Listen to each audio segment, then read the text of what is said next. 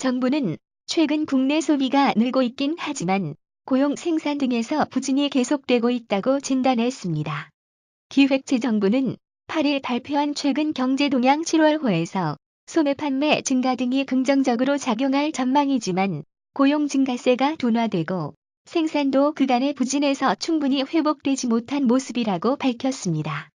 기재부는 이어 브렉시트 등 대내외 불확실성으로 인한 고용 둔화, 경제 심리 회복 지연 등이 경기 회복세를 제약할 우려가 있다고 전망했습니다. 5월 광공업 생산은 반도체 자동차 호조, 2개월 연속 감소에 따른 기저효과 등에 힘입어 전월보다 2.5% 늘어났습니다. 6월에는 수출 부진 완화 등 긍정적 요인이 있지만 브렉시트 등 대외 불확실성 확대와 5월 큰 폭발 등의 다른 기저효과로 하방 요인이 존재한다고 기재부는 설명했습니다. 5월 중 고용은 서비스업 중심으로 취업자가 증가했지만 제조업 부문의 부진이 계속되면서 취업자 수가 26만 1천 명에 그쳤으며 5월 소매 판매는 승용차 등 내구재, 의복 등 준내구재, 음식료품 등 비내구재 판매가 모두 늘어 전월보다 0.6% 증가했습니다.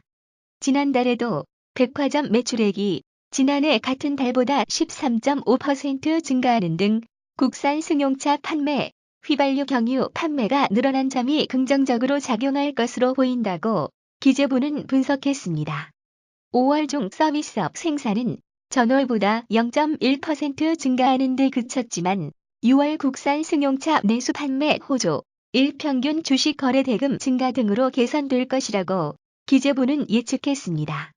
또한 지난달 물가는 농축수산물이 하락세로 전환하면서 전년 동월보다 0.8% 상승하는 데 그쳤습니다. 건설투자에서 건설기성은 토목건축공사가 모두 전월보다 증가했습니다.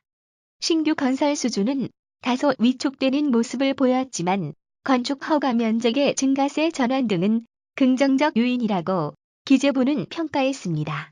특히 5월 설비 투자 지수는 낮은 제조업 평균 가동률이 이어졌지만 운송 장비 투자는 증가한 덕분에 전년 동월 대비 2.9% 증가했습니다. 세계 경제는 미국 등 선진국 회복세가 견고하지 못하고 중국과 신흥국의 부진, 브렉시트 등으로 하방 위험이 확대하고 있다고 진단했습니다. 기재부는 신속한 추경 편성 집행 등 하반기 경제정책 방향을 속도감 있게 추진해 경기 고용 리스크에 적극 대응하고 민생 안정을 도모해야 할 것이라고 조언했습니다.